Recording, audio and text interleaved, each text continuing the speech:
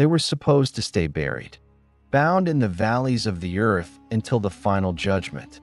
But what if I told you that according to Enoch's most terrifying prophecy, the Watchers are breaking free? Welcome back to our journey through the forbidden prophecies of Enoch. In our last episode, we uncovered the rise of the Nephilim and their systematic corruption of humanity. Today, we dive into something far more chilling: Enoch's vision of their return. But first, let me ask you something. Have you noticed the signs? The unexplained phenomena in our skies? The rapid advancement of technology that seems almost otherworldly? The growing obsession with genetic manipulation and artificial intelligence? What if these aren't coincidences? According to Enoch, there would come a time when the boundaries between heaven and earth would blur once again, when the ancient powers that corrupted the pre-flood world would make their final play for dominion over humanity. In the Book of Enoch, chapter 54, we read about a vision that should make every person alive today pay attention. Enoch sees a future time when the fallen angels would be released from their prison for 70 generations. Do the math. From Enoch's time to now, we're approaching that exact time frame. But here's where it gets absolutely terrifying. Enoch describes how their return wouldn't be obvious. They wouldn't descend from the sky in full view of humanity like they did before the flood. This time, they would be subtle, deceptive, working through human intermediaries and advanced technology. Think about it. We live in an age where we're told that extraterrestrial life might exist, where governments are releasing UFO footage, where tech billionaires speak of making contact with non-human intelligence. What if what we're calling aliens are actually the ancient Watchers preparing for their grand return? Enoch prophesied that in the last days, knowledge would increase exponentially. Does that sound familiar? We've gone from horse-drawn carriages to space travel in just over a century. From basic mathematics to artificial intelligence that can think faster than human minds. From natural reproduction to editing the very code of life itself.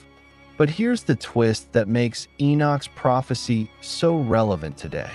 He warns that this explosion of knowledge wouldn't come from human ingenuity alone. It would come from the same source that corrupted the antediluvian world, the forbidden teachings of the Watchers. Remember what the fallen angels taught humanity before the flood? Azazel taught the making of weapons and warfare. Semjaza taught enchantments and root cuttings. Armoros taught the resolving of enchantments. Barakijal taught astrology. Does any of this sound like our modern world? We have weapons that can destroy entire cities. We have pharmaceuticals derived from plant compounds. We have technology that seems like magic. We study the stars not just for navigation, but to find other worlds, other life forms. Are we rediscovering ancient knowledge, or is ancient knowledge rediscovering us? But Enoch's prophecy gets even more specific.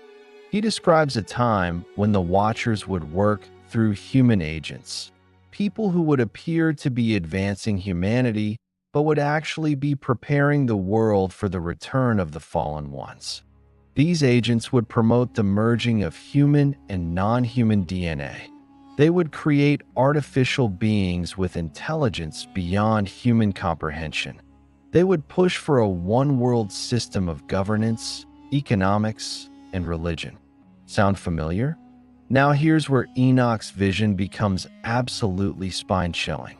He describes seeing a great deception in the last days.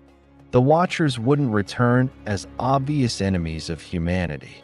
They would return as saviors, as advanced beings offering solutions to humanity's greatest problems. Imagine this scenario. The world faces a crisis, perhaps environmental collapse, economic devastation, or even a global war. Suddenly, beings of incredible intelligence appear, offering advanced technology and wisdom to save humanity. They claim to be our creators, our guides, our evolutionary predecessors. The world celebrates their arrival. But Enoch saw through the deception. These beings would demand worship. They would require absolute submission. And they would complete what they started before the flood, the total corruption of human DNA and the elimination of free will. The most chilling part of Enoch's prophecy, most of humanity would welcome them with open arms. After all, who wouldn't want beings that could solve climate change, cure diseases and poverty, and bring world peace? The deception would be so complete that even the elect would almost be deceived. But there's something else Enoch saw that should give us hope. He prophesied that not everyone would be fooled. There would be a remnant, people who would recognize the deception for what it really is. People who would remember the ancient warnings and stand against the great lie.